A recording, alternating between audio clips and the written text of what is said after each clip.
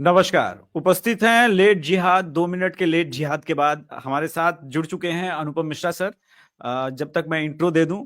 और 2 मिनट का लेट जिहाद क्यों हुआ, क्योंकि सर की तबीयत बहुत खराब है और फिर भी द अभिषेक तिवारी शो पर ये आए हैं। ये मेरे लिए बहुत बड़ी बात है कि सर कभी भी आज तक सर ने कभी ये नहीं टाला है, भले इनके दिन के 600 हुए हों, लेकिन मैं ही कभी कभी कहता हूँ नहीं सर, ये संभव नहीं है। क्योंकि ह्यूमन का एक ये होता है, नेचर होना भी चाहिए कि भाई इतना ज्यादा काम नहीं, लेकिन अनुपम सर करते हैं। लेकिन धनखड़ साहब की मीटिंग हुई, वहां पे खड़गे साहब भी थे और बीजेपी से नड्डा साहब भी थे।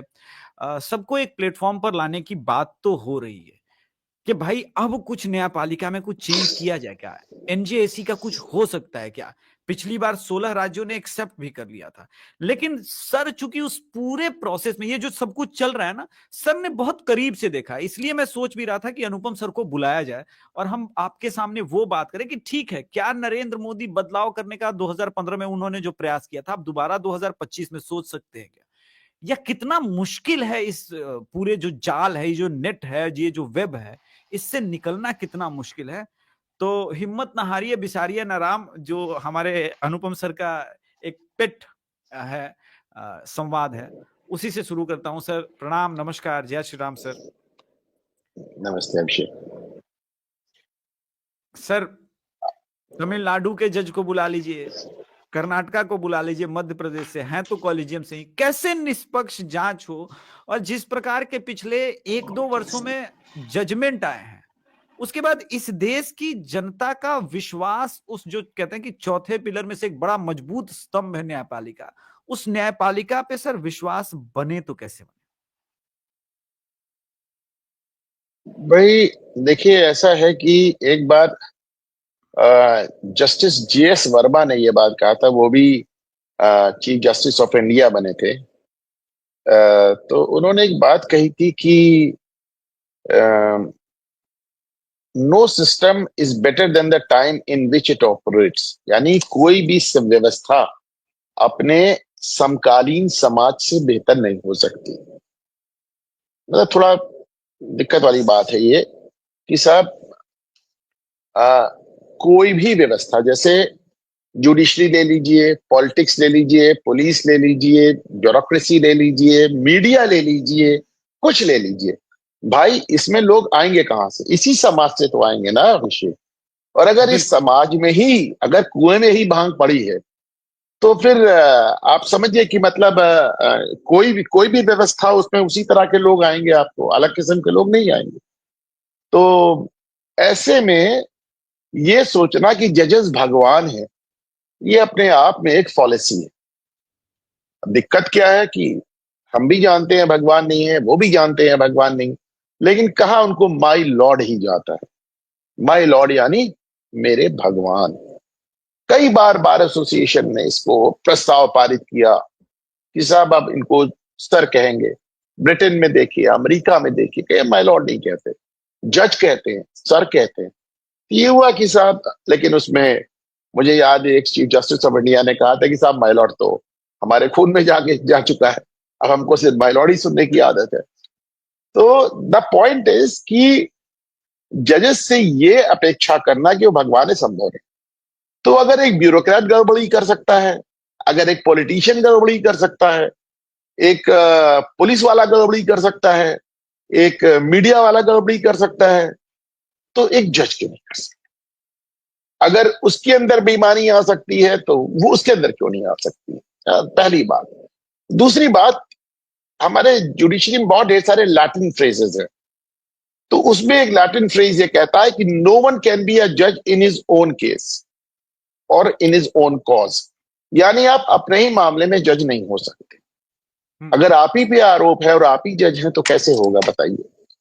तो वही। लेकिन जुडिशरी एक सिस्टम को इवॉल्व नहीं कर पाई है। धीरे धीरे खास तौर से 90 के जजमेंट, 92-93 के जजमेंट के बाद जब से कोलिजन सिस्टम आया।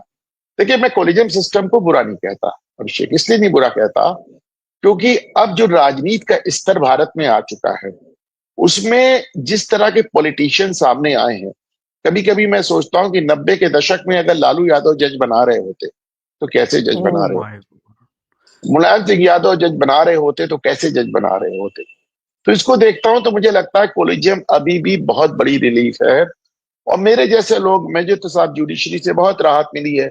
आप तो अभिषेक आए हो, आपने देखा है कि मेरे ऊपर 103 मानहानि के मुकदमे हुए, 103। बिल्कुल हाँ हाँ। बिल्कुल बिल्कुल तो बिल्कुल। हाँ, और मुझे तो रिलीफ जाके कोर्ट में ही मिलती थी साहब। तो मेरा अपना मानना है कि एक इंडिपेंडेंट जुडिशरी बहुत जरूरी है। और कोलिजियम, मैं सिर्फ एक बात कहता हूँ, एक वर्ड होता है अकाउंटेबिलिटी, यानी जवाबदेही। और जवाबदेही किस चीज से आती है? जुडिशियल सिस्टम हमारा जवाबदेही के परे जा चुका है। उन्हें किसी को जवाब हम्म नहीं देना। क्यों? हम्म अपने मामले में वो खुद जज है। और ये जो जवाबदेही कैसे आएगी? ये जवाबदेही सिर्फ एक तरीके से आ सकती है, पारदर्शिता से। हाँ पारदर्शिता ट्रांस से जवाबदेही आती है, ट्रांसपेरेंसी से अकाउंटेबिलिटी आती है। तो मैं एक बात हमेशा से कहता रहा हूं, मैंने इसको तमाम जजेस से कहा है, चीफ जस्टिस से कहा है। आपको तो मालूम, मेरे पास 7 7 कंटेम्प्ट के मुकदमे चले हैं, कंटेम्प्ट ऑफ कोर्ट के चले हैं। एक केस से मुझे सजा हो चुकी है, 2 केस अभी भी सुप्रीम कोर्ट में है। तो माय जी पॉइंट इज कि मैंने खोल के इसको कहा है, मैंने कहा सर, आप ठीक है, आप अपने जज खुद बनाइए, लेकिन जब कोलिजियम की मीटिंग होती है, उस मीटिंग में जिसमें कोलिजियम के मेंबर्स बैठे हैं और तय करते हैं कि फला आदमी जज होगा और फला आदमी जज नहीं होगा, तो उस हम्म कोलिजियम के मिनट्स जो होते हैं रिकॉर्ड होते हैं। तो मैं सिर्फ ये कह रहा हूं कि भैया, आप जिसको चाहे जज बनाए और जिसको चाहे ना बनाए, लेकिन वो जो मिनट्स हैं उनको आप पब्लिक कर दें, उनको हाँ आप सार्वजनिक कर दें। लोगों को ये जानने का हक है कि अगर अभिषेक तिवारी को जज बनाया तो क्यों बनाया, और अनुपम मिश्रा को नहीं बनाया तो क्यों नहीं बनाया। बस ये वो पारदर्शिता है जो पूरी जुडिशियल सिस्टम में अकाउंटेबिलिटी यानी कि जवाबदेही ले आएगी। तो भाई, ओके आप अपनी मर्जी से जजेस बना रहे हो, फाइन, बिल्कुल बनाइए। लेकिन आप अगर ये बताने को तैयार नहीं है कि हमने किसी को जज क्यों बनाया और किसी को क्यों नहीं बनाया, या किसी जज का अगर हम इलाहाबाद हाई कोर्ट से केरल हाई कोर्ट तबादला कर रहे हैं तो क्यों कर रहे हैं, हम्म या किसी जज को अगर हम चीफ जस्टिस बना रहे हैं, जूनियर जज को, और उसके सीनियर जज को चीफ जस्टिस नहीं बना रहे हैं तो क्यों नहीं बना रहे हैं, या किसी जज को अगर हम किसी कोर्ट से सुप्रीम कोर्ट ले जा रहे हैं और उससे सीनियर जज हाई कोर्ट से मौजूद है, उनको हम सुप्रीम कोर्ट नहीं ले जा रहे हैं, तो ये जो वरिष्ठता का उल्लंघन हो रहा है क्यों? और ये सारे मुद्दे कोलिजियम में तय होते हैं। तो साहब, ये इसके मिनट सामने लाए आप, लोगों को ही जानने का हक है। पर आपने क्या किया? आपने तो ये कह दिया कि आरटीआई हम पर लागू नहीं होती। आरटीआई का जब कानून बना था, राइट टू इंफॉर्मेशन का, तो कुछ संवेदनशील विभागों को उससे अलग रखा गया था, मिलिट्री इंटेलिजेंस, रॉ, ये तमाम चीजों पर। उसमें जुडिशरी का नाम नहीं था, उसमें जुडिशरी का नाम नहीं था। पर आपने कहा नहीं, हम तो सरकार का हिस्सा ही नहीं है, हम तो इस्टेब्लिशमेंट का हिस्सा नहीं, आरटीआई हम पर लागू ही नहीं होगी। तो साहब, हमको आप पे आरटीआई नहीं लागू होगी, यानी एक जज क्यों बना हमें नहीं मालूम, एक जज क्यों नहीं बना हमें नहीं मालूम, एक जज का क्यों तबादला हुआ हमें नहीं मालूम, एक जज का सुप्रीम कोर्ट क्यों गया हमें नहीं मालूम, एक उससे सीनियर जजेस सुप्रीम कोर्ट क्यों नहीं गए हमें नहीं मालूम। हमें कुछ नहीं, वी नो हम्म नथिंग। हम्म हम्म तो फेयर इनफ। आपने, हाँ, तो भाई देखिए ना, जब आप पूरी पारदर्शिता ही समाप्त कर दोगे और हर बात को हम्म कहोगे कि हम इन हाउस सिस्टम से चेक करेंगे, यानी कि हम ही चेक करेंगे, हम ही चेक हम पे करेंगे। आरोप है और हम ही चेक करेंगे, तो फिर ये बात तो दिक्कत होनी थी। यहां तक ये हम्म वर्तमान मुआवजे का सवाल है जस्टिस यशवंत वर्मा का। तो हम्म आप जानते हैं कि जस्टिस यशवंत वर्मा हमारे स्कूल के हमारे क्लासमेट रहे हैं, हम लोग बचपन से साथ जी पढ़े हैं। हम लोग साथ में एक टीम में क्रिकेट खेले हैं। और अभी तक हम लोग के संबंध है। अभी पिछले ही महीने में जब शादी में गया था तो वहां पे जस्टिस वर्मा भी थे, उस शादी में मैं भी था, और जस्टिस उपाध्याय भी थे जो चीफ जस्टिस है, तीनों लोग थे। तो जी लेकिन मैंने यशवंत को हमेशा एक अपराइट आदमी पाया है। हम्म एक जज के तौर पे मुझे उसके जजमेंट्स भी पसंद थे। हम्म पढ़ने लिखने वाले आदमी और बहुत अच्छा लिखाते थे, और उत्तर प्रदेश सरकार के चीफ स्टैंडिंग काउंसिल भी रहे। हाँ, तो मुझे तो एक जज के तौर पे वो हमेशा अच्छा लगे। लेकिन अब मेरा एक सवाल है। अब जैसे इनके कहा जाता है कि साहब, ये सब दो बातें मोटी मोटी हैं, समझ लीजिए।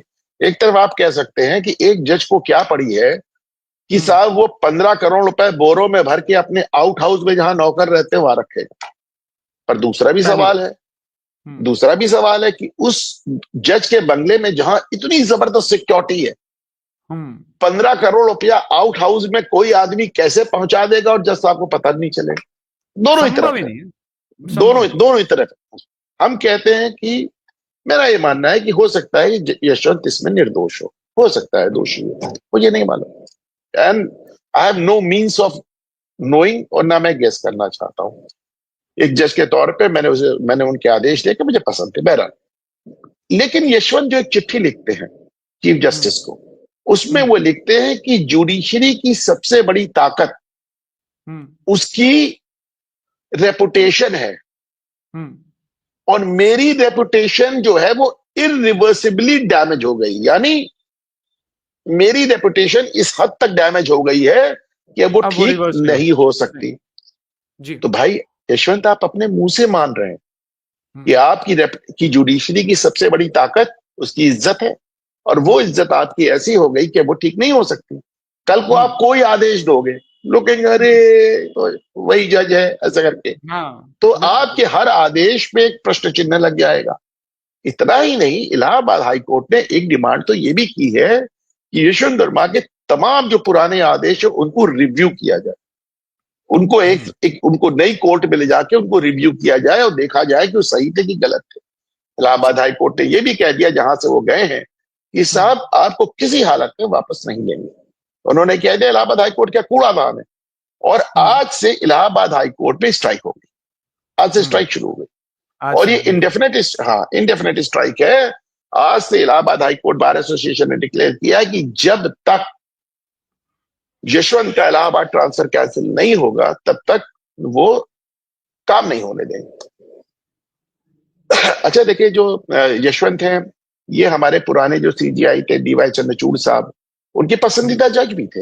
वो उनको ले गए दिल्ली हाई कोर्ट ले गए। वहीं से क्वेश्चन है सर, एक मामला तो 2018 में उन पे एफआईआर था ना सर, सीबीआई वाले इसमें नाम में तो थे ना, वो जब चीनी मिल शुगर फैक्ट्री में वो जब ये थे, वो तो था ना सर, उसके बावजूद कैसे जज बनाए गए? यशवंत के ऊपर ये जो मामला उस वक्त का था जब यशवंत जज नहीं थे, लेकिन जब ये मामला दर्ज हुआ तब तक यशवंत जज हो चुके थे, सीबीआई को मालूम नहीं था। अब देखिए, फिर मैं ये कहता हूं ना, जुडिशरी अपने आप को डिफेंड करती है। जब ये मामला सुप्रीम कोर्ट गया तो सुप्रीम कोर्ट ने सीबीआई इंक्वायरी क्लोज कर दी। और मैं अब तो लोग यही कहेंगे कि इसलिए क्लोज कर दी क्योंकि उसमें यशवंत का भी नाम था।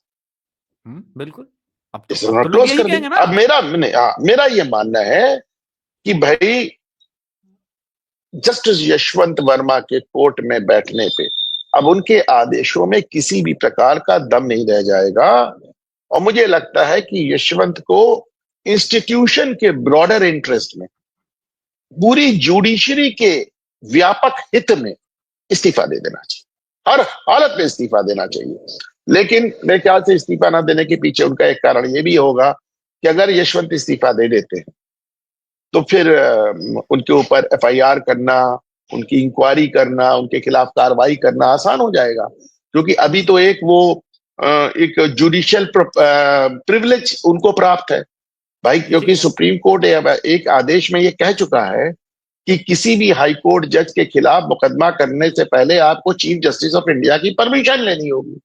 तो आज उनके खिलाफ आप मुकदमा नहीं कर पा रहे हैं, लेकिन अगर आज यशवंत रिजाइन कर दें तो उनके खिलाफ कल मुकदमा हो जाएगा।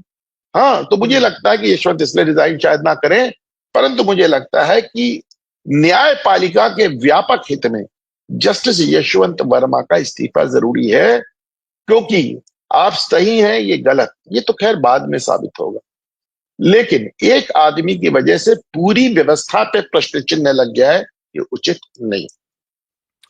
सर, आग लगी धुआं उठा, एक शेर है बहुत फेमस कि मेरा कातिल ही मेरा मुंसिफ है, क्या मेरे हक में फैसला देगा। मैं गजलों का तो शौकीन हुई, लेकिन इस पूरे प्रोसेस में मेरा दिमाग जो कहता है, पहले फायर चीफ का बयान आता है, नहीं कोई पैसा नहीं मिला है, फिर उसके बाद सीजीआई की तरफ से वीडियो, इस पूरे प्रोसेस में ऐसा क्या हुआ? क्या सीजीआई दबाव में थे? कहीं से इस पूरे प्रोसेस से एक बात साबित होती है अभिषेक, कि हमेशा की तरह जुडिशरी ने इस बार भी मामला दबाने का प्रयास किया, कवर अप पर कर, दब नहीं पाया। बिल्कुल, एग्जैक्टली देखिए मेरा वही देखिए देखिए पॉइंट था। देखिए, हमको आपको 20-21 को पता चलता है, घटना होती है 14 की रात के, 6 दिन बिल्कुल। मामला क्यों दबा रहा भाई? और उसके बाद जब मामला पूरी तरह सोशल मीडिया पर छा गया, तो सुप्रीम कोर्ट ने वीडियो वायरल कर दिया। मैं आपको बताता हूं, आज से 17 साल पहले ऐसे ही मुकदमा जस्टिस निर्मल यादव के खिलाफ हुआ था, पंजाब हाईकोर्ट की चीफ जस्टिस, पंजाब हाईकोर्ट की जज, उनके जी। खिलाफ सीबीआई इंक्वायरी भी ऑर्डर हो गई, हम्म। सीबीआई इंक्वायरी हुई भी, और आज 17 साल में भी वो मुकदमा तय नहीं हुआ। और जस्टिस निर्मल यादव पूरे बेनिफिट लेते हुए बढ़िया आराम से रिटायर हो गए, उनके खिलाफ कोई कार्रवाई नहीं कर पाई। लेकिन मतलब यहां अब 17 साल में माहौल बहुत बदल गया है, गंगा में बहुत पानी बह गया है। सोशल मीडिया इतना स्ट्रांग हो गया है कि मैं साफ साफ कह रहा हूं कि इस बार भी जुडिशरी ने इस मामले को दबाने का प्रयास किया। मैं साबित करता हूं, जब सुप्रीम कोर्ट ने एक प्रेस रिलीज जारी की कि हम्म। जस्टिस यशवंत वर्मा का इलाहाबाद हाईकोर्ट तबादला हो रहा, तो आपने हम्म। ये कहा कि इसका उस मामले से कुछ, नोट वाले मामले से कुछ लेना देना नहीं है। लेकिन जब आप दिल्ली हाईकोर्ट के चीफ जस्टिस की चिट्ठी लिख देखते हैं, जो वो चीफ जस्टिस ऑफ इंडिया को लिख रहे हैं, उपाध्याय जी जो जस्टिस संजीव खन्ना को लिख रहे हैं चिट्ठी, जी। उसमें वो जी। इस बात का जिक्र करते हैं कि यशवंत के यहाँ जो आग लगी और जो नोट पकड़े गए, जो वीडियो बना, उससे ये ट्रांसफर उसकी वजह से हो रहा है। यानी सुप्रीम कोर्ट ने गलत बात कही। सुप्रीम कोर्ट ने बिल्कुल। उस समय भी मामला पहले आपने 6 दिन मामला सामने नहीं आने दिया, नटशेल में समझिए, पहले दिन आपने 6 दिन मामला सामने नहीं आने दिया, फिर आपने उनका तबादला किया। क्यों तबादला किया भाई? क्यों तबादला किया? आपको उनके खिलाफ वही इंक्वायरी करिए, इलाहाबाद हाईकोर्ट भेजने से क्या होगा? फिर आपने ये गलत बयानी की कि साहब इसका इनके उस मामले से कुछ लेना देना नहीं है। फिर चीफ जस्टिस की चिट्ठी से सामने आ गया कि इनका इसी मामले में तबादला हो रहा है। फाइनली आप 6 दिन उस मामले को दबा के रखे, और जब ये सोशल मीडिया में इतना वायरल हो गया, तब आपने उस वीडियो को जारी किया। मेरा मानना है कि अगर सोशल मीडिया नहीं होता तो ये मामला भी जस्टिस निर्मल यादव की तरह पूरी तरह दब जाता। मैं बहुत ईमानदारी से, मैंने हर वीडियो पे अपने भी कहा है, मैंने हर जगह यही कहा है, यशवंत दोषी है या निर्दोष, परंतु व्यवस्था के व्यापक हित में उनका इस्तीफा आवश्यक है। निसंदेह देखिए, अब सोशल मीडिया तो ऐसा है कि 2014 से जब से सोशल मीडिया का राइज हुआ है और पिछले 5 सालों में तो अपने उरूज पे है, तो आसान तो नहीं है अभी किसी भी चीज में। क्या इस पूरे प्रोसेस में, जिसमें मैं वापस आ रहा हूं, 2015 में एनजेएसी लाने का प्रयास किया था, 16 स्टेट्स ने ओके भी कर दिया था। ठीक है, कॉलेजियम में बदलाव ना हो, लेकिन जो आपने ट्रांसपेरेंसी की बात की, कौन कैसे सेलेक्ट हो रहा है, और इससे इतर जजों की 2-3 चीजों पे अकाउंटेबिलिटी। सर, आपके इनकम के सोर्स का कोई अता पता नहीं है, आप उसको अपडेट नहीं करते, उससे आप दूर हैं, ये कैसे हो सकता है इस देश में? चलिए आरटीआई, चलिए एक सेकंड के लिए मान लिया आरटीआई नहीं नहीं, मान लिया। एक अभिषेक आपको टोक रहे हैं इसमें। जी। सुप्रीम कोर्ट कई बार कह चुकी है कि सारे जजों को अपने एसेट डिक्लेयर करने चाहिए। डिक्लेयर आप नहीं हाई हो रहा कोर्ट में ना। जाके नहीं, आप हाई कोर्ट और सुप्रीम कोर्ट दोनों की साइड पे देख ली जाके, आधे जजों ने अपने अपने एसेट्स डिक्लेयर नहीं किए हैं। और तो मैं और वही कह रहा हूं। जस्टिस, जब आप यशवंत का वाला देखेंगे तो यशवंत का नजर आता है डिक्लेयर किया और सामने पीडीएफ पड़ा है, लेकिन जब आप उस हम्म, पीडीएफ को खोलेंगे तो उसमें कुछ नहीं है, फर्जी, एकदम कुछ खाली नहीं। पीडीएफ पड़ा। तो ऐसे नहीं होना चाहिए, बिल्कुल नहीं होना चाहिए भाई। आपको बाकी लोगों की तरह आपको भी अपने एसेट्स डिक्लेयर करने पड़े चाहिए, भाई करने चाहिए भाई, हर हालत में करने करने चाहिए चाहिए। ना। तो हाँ। अब चलिए, अब जैसे कि अब कल ही मैं एक शो देख रहा था, वहां पर एक राष्ट्रवादी पत्रकार कह रहे थे कि अब तो हेमंत सोरेन के संदर्भ में जो आपने जजमेंट दिया उसको मैं संदेह से घेरे में देखूंगा, और क्यों ना देखूं। तो अभी जब आपने आपने ये हेमंत कहा। सोरेन के लिए जो जजमेंट दिया, आपने वो सत्येंद्र जैन के लिए जो जजमेंट दिया, आपने और जो बिल्कुल। तमाम जजमेंट दिए, सबके सब संदेह के घेरे में आएंगे। मैं बार बार इस बात को कह रहा हूं कि भाई न्यायपालिका के व्यापक हित में, और एक बात और बता रहा हूं आपको, अभिषेक, ये पुराना जमाना नहीं है। हम्म। यशवंत तक काम नहीं कर पाएंगे, यशवंत तक काम नहीं कर पाएंगे, इलाहाबाद हाईकोर्ट में तो डेफिनेटली नहीं कर पाएंगे। और किसी भी ऐसे कोर्ट में, में सर, किसी भी कोर्ट में उनका जितना और जजमेंट आएगा, सोशल मीडिया पर और पोस्टमार्टम होगा, जो भी खींचा आप लेगा। फैसला, अच्छा, जो भी आप फैसला देंगे, आप खुद डरेंगे फैसला देने में। क्या मेरे इस, बिल्कुल। अभी क्या है, जजेस जो देखिए ऐसा है ना, एक जमाने में हमारे यहाँ इलाहाबाद हाई कोर्ट में, अंग्रेजों के जमाने में एक कहावत होती थी कि आ हाई कोर्ट जज भी should be like a Hindu window. Hmm. High court जज को एक हिंदू विधवा महिला के समान रहना चाहिए। नहीं, वो सबसे अलग कट के, उस जमाने में विधवाएं अलग रहती थी, उनके बाल कट जाते थे, उनका खाना पीना एक अलग हो जाता था, तो ये इस तरह।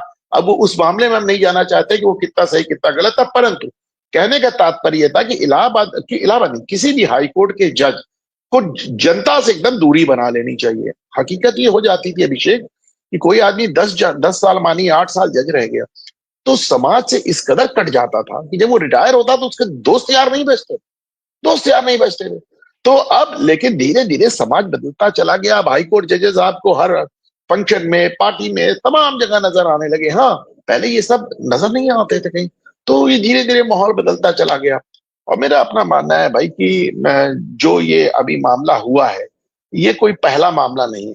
एक बात और सोचिए अभिषेक, जी। सबसे बड़ी दिक्कत क्या है कि आपने जो जजेस को हटाने की प्रक्रिया रखी है, इम्पीचमेंट, वो इतनी ज्यादा दुरूह, इतनी मुश्किल, इतनी अ, असंभव प्रक्रिया बनाई है कि आज तक 77 साल में एक जज को आप इम्पीच नहीं कर पाए।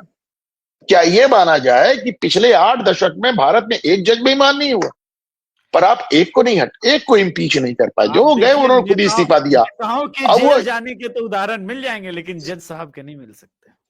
भाई, आप वो इम्पीचमेंट की आपने जो प्रक्रिया बनाई, इतनी मुश्किल बनाई। पहले सुप्रीम कोर्ट जांच करेगा, अगर सुप्रीम कोर्ट संतुष्ट है तो फिर वो आपको बताएगा। लोकसभा में अगर आपको इसको मोशन मूव करना है तो कम से कम 100 सांसद होने चाहिए, राज्यसभा में कम से कम 50 सांसद होने चाहिए।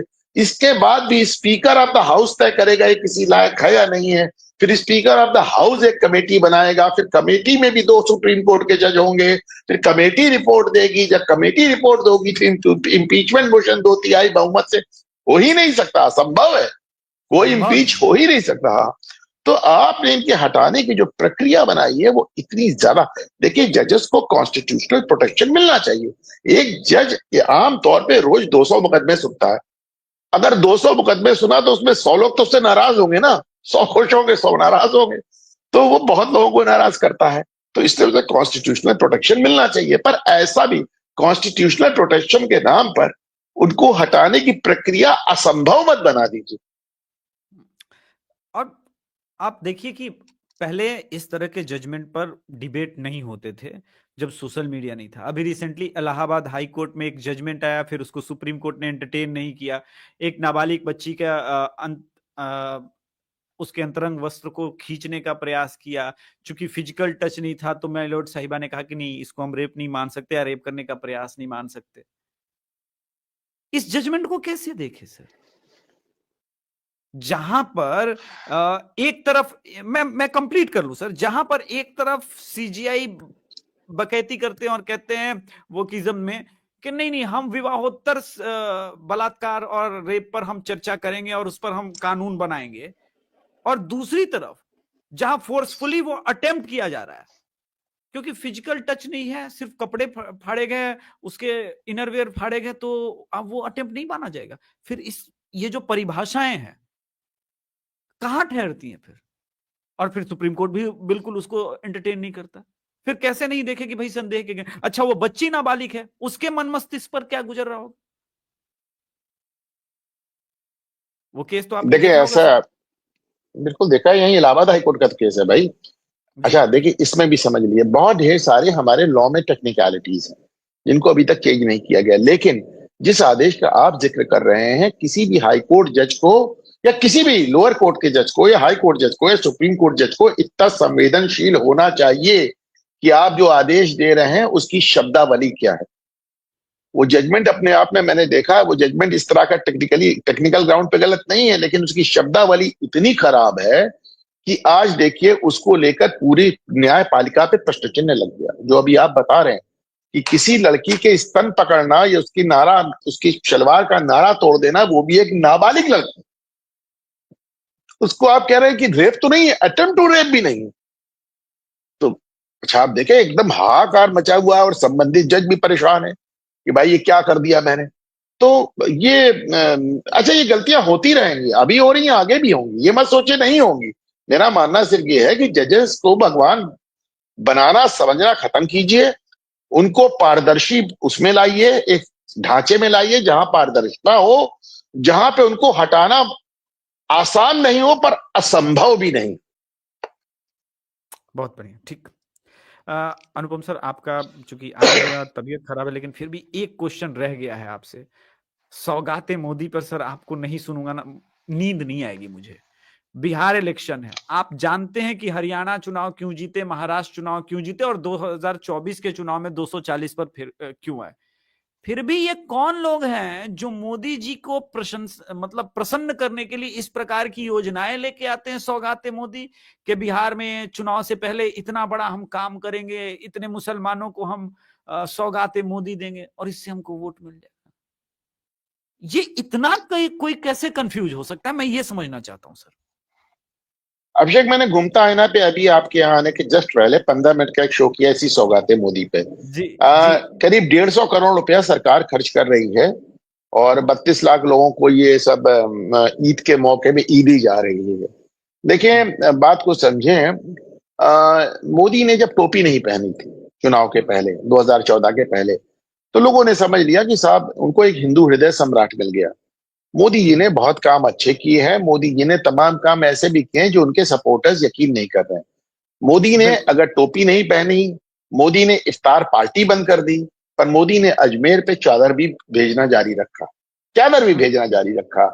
मोदी ने अगर राम मंदिर बना, और ये क्या नाम है, शिव मंदिर बना, ये काशी विश्वनाथ का मंदिर बना, अगर मोदी एक सनातनी प्रधानमंत्री की तरह गंगा नहाते दिखते हैं, पूजा करते दिखते हैं, कुंभ कराते दिखते हैं, तो मोदी सबका साथ सबका विकास, भले वो जुमला अपना बोलते हो 2024 में झटका लगने के बाद, लेकिन उन्होंने अभी तक इस बात को अपने मन से नहीं निकाला है कि साहब हमको अक्सर जैसे एक बात होती है कि साहब वो आरएसएस के सर्किल्स में कि 20 करोड़ मुसलमानों को आप बंगाल की खाड़ी में फेंक देंगे क्या, आपको घुमा फिरा के इनको अपने दायरे में लाना है। तो मोदी का वो प्रयास अभी भी जारी है, अभी भी जारी है, और जब बल्कि इस लेवल पे जारी है कि मतलब उनके तमाम अपने समर्थक उनसे नाराज हो जाते हैं। तमाम लोग कह हमें वोट ही नहीं देना है मोदी को, जाओ, मैं नाराज हो गया। लेकिन उनका बिहार अपना में ही तो जारी, बैकफायर क्योंकि गारंटी करेगा। अब जैसे फिर भी अब तमाम लोगों को भाई लगता है कि कुछ भी हो, मोदी जी किसी भी और प्रधानमंत्री से ज्यादा मंदिर जाते हैं, गंगा नहाते हैं, कुंभ करते हैं, पूजा पाठ करते हैं, केदारनाथ जाते हैं, अपने को गर्व से हिंदू कहते हैं, गंगा जल बांटते हैं, तो चलो भाई, और साथ में सड़क भी बनाते हैं, हवाई अड्डा भी बनाते हैं, और भारतीय सेना को भी सुदृढ़ करते हैं, और विदेश नीति भी अच्छी है, तो चलो भाई, राहुल गांधी से तो बेहतर ही है। इसीलिए मैं कहता हूं कि भारतीय जनता पार्टी ने राहुल गांधी को जेल ना जाने दिया, ना जाने दिया, क्योंकि मोदी के सामने जब राहुल गांधी का जब भी सवाल आएगा तो लोग कहेंगे चलो भाई, एक टीना फैक्टर कहलाता, देयर इज नो ऑल्टरनेटिव, तो चलो भाई मोदी सबसे बेहतर ही है। लेकिन इसको आप मानकर चलें कि जो मोदी कर रहे हैं ये अपनी एक आरएसएस की पुरानी थ्योरी है कि 20 करोड़ मुसलमानों को बंगाल की खाड़ी में नहीं फेंका जा सकता, इनको अपने साथ आपको समाहित करना है। अरे भाई साहब, वो तो तैयार बैठा है ना, वो नागपुर से लेके महू से।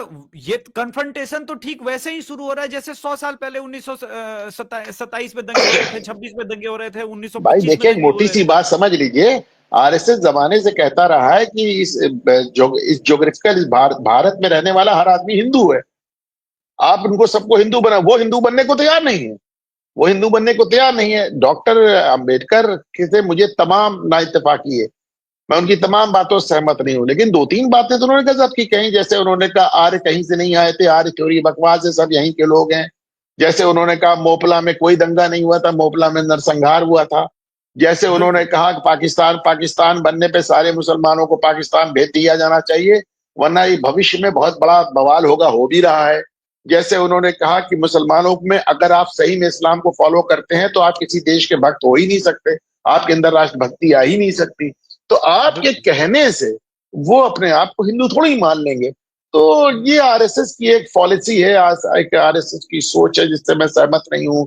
सीताराम गोयल ने इस पे बहुत कुछ लिखा हुआ है, लेकिन अपना एक बहुत। मोदी का प्रयास है। अब इसका क्या क्या लोग कहते हैं कि साहब उनको इतने इस्लामिक मुल्कों में जाना पड़ता है, प्रधानमंत्री है वगैरह वगैरह, कुछ लोग उनको व्यंग्य करते हैं कि साहब नोबेल प्राइज के पीछे दौड़ रहे हैं। सबकी अलग अलग थ्योरी है, लेकिन ये हकीकत है कि मोदी पूरी तरह से एक हिंदू प्रधानमंत्री होते हुए भी उन्होंने मुसलमानों को लुभाने का, रिझाने का और अपने साथ लाने का ख्वाब अभी तक छोड़ा नहीं। बहुत बढ़िया, ठीक है, देखते हैं बिहार चुनाव में कितना वोट मिलता है। मैं कितना वोट बोल रहा हूँ, 100 नहीं, 2 4 5 10 भी मिल जाए इस सौगाते मोदी से तो बहुत बहुत धन्यवाद।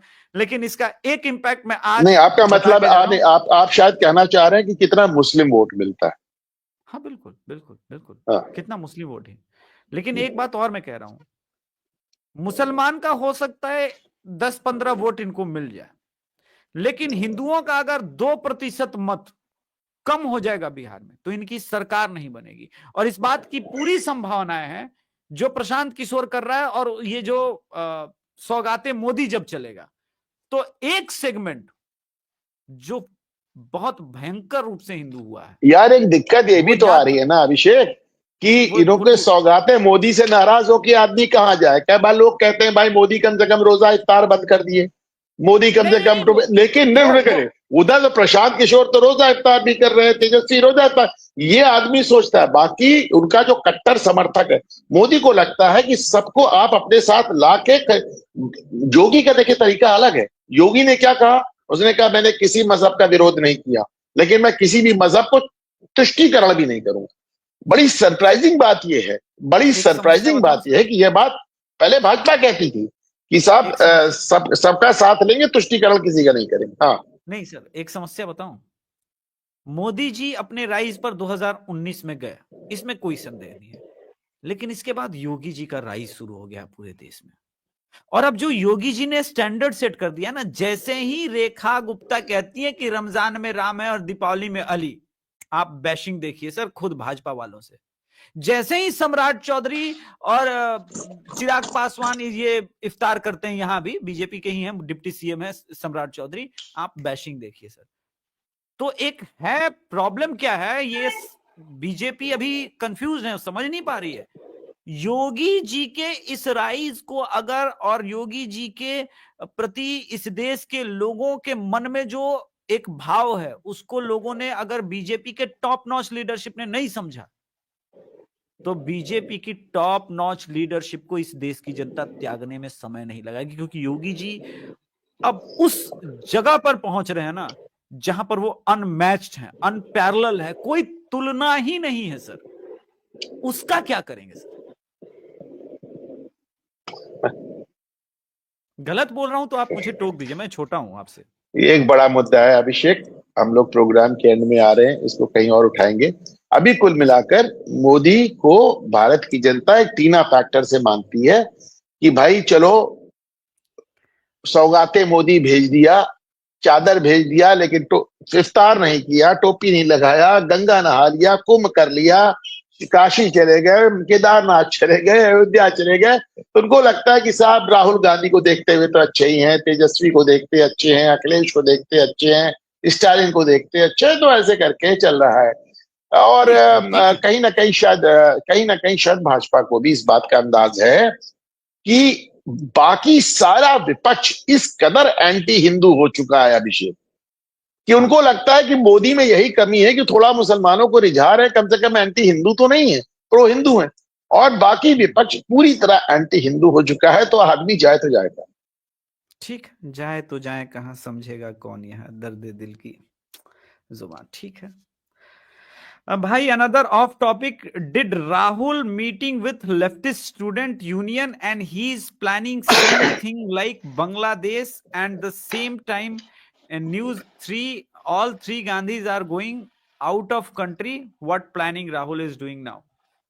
इस पर एक अलग शो मैं जरूर करूंगा, लेकिन अभी प्लानिंग और इसको एग्जीक्यूशन के इस पूरे मुद्दे पे वो करेंगे, लेकिन उस पर बात जरूर करेंगे आगे। लेकिन अभी हमारे पास एज सच कोई ऐसा बड़ा ये दिख नहीं रहा है कि, क्योंकि अभी तो कल परसों से शुरू हो जाएगा दूसरा विवाद यहाँ पर, जो कि मैंने आज टॉपिक रखा है, क्योंकि वो बस आने ही वाला है सदन में, मुझे जहां तक पता है। Abhishek, because of Modi Congress is still alive, because of Modi Yogi has no fall. ठीक है, मान लिया आपका। बहुत बढ़िया विश्लेषण किया अनुपम सर के द्वारा, पारदर्शिता का बात होनी चाहिए जनता को जानने का, और उन साहब को जज बनाया, फला साहब को जज क्यों नहीं बनाया, ये बहुत बढ़िया तरीका है। चलिए, अनुपम सर का तो विश्लेषण शुरू से ही ऐसा ही होता है और इसीलिए मैंने बुलाया क्योंकि वो बहुत करीब से उन्होंने देखा है। बिगेस्ट झूठ तो यही है कि जुडिशियरी की कोई रेपुटेशन है। अनुपम सर हमारे दर्शक भी वैसे ही हैं। मिलॉर्ड कहीं देख लेंगे तो कहेंगे कि क्या है इनके। Do not understand why people are so much surprise. Didn't people know previously about why we should pay taxes for their salary end. जो मैं कह रहा था, तो विश्वास तो उठ ही चुका है सर, विश्वास तो उठ ही चुका है सर। हाँ, जुडिशरी अपने आप में एक बहुत बड़े दोराहे पे खड़ी है। और चूंकि मैं अक्सर कहता हूं कि आप अपने आइवरी टावर पे बैठे हैं, आपको अंदाजा नहीं है कि आम आदमी आपके बारे में क्या सोच रहा है। तो और अब ये हो गया है कि जिसके फेवर में जज जजमेंट देता है वो कहता है कि जुडिशरी महान है, जिसके खिलाफ जजमेंट होता है वो जुडिशरी के खिलाफ ऊट पटांग बोलने लगता है। तो जो एक विश्वास जिसकी वजह से जुडिशियल एक्टिविज्म आया था, 90 की दशक की शुरुआत में जुडिशियल एक्टिविज्म इसलिए आया था क्योंकि उसके तुरंत पहले बोफोर्स कांड हुआ था। बोफोर्स कांड में हुआ कि भाई पॉलिटिशियन चोर हैं। उसके बाद वो आए, वीपी सिंह आए, उनकी 11 महीने में सरकार गई, चंद्रशेखर 4 महीने में चले गए। तो ऐसे जाते रहे तो धीरे धीरे लोगों का पॉलिटिकल सिस्टम से उसके जस्ट पहले 10 साल पहले उसके इमरजेंसी हो चुकी थी। तो लोगों का पॉलिटिकल सिस्टम से इस तरह यकीन उड़ गया कि लोगों को लगने लगा कि जुडिशरी ही माई बाप है, सब कुछ है। तो इसके चलते जुडिशियल एक्टिविज्म आ गया और जजेस का इतना ज्यादा एक उन पे भरोसा जम गया। लेकिन पिछले कुछ सालों में इसमें दो राय नहीं कि जुडिशरी पे बहुत बड़े बड़े प्रश्न चिन्ह लगे। अनुपम सर ने सही कहा कि बीजेपी के अलावा दूसरा ऑप्शन नहीं है। ऑप्शन हिंदू को मिल जाए उस दिन बीजेपी का क्या होगा।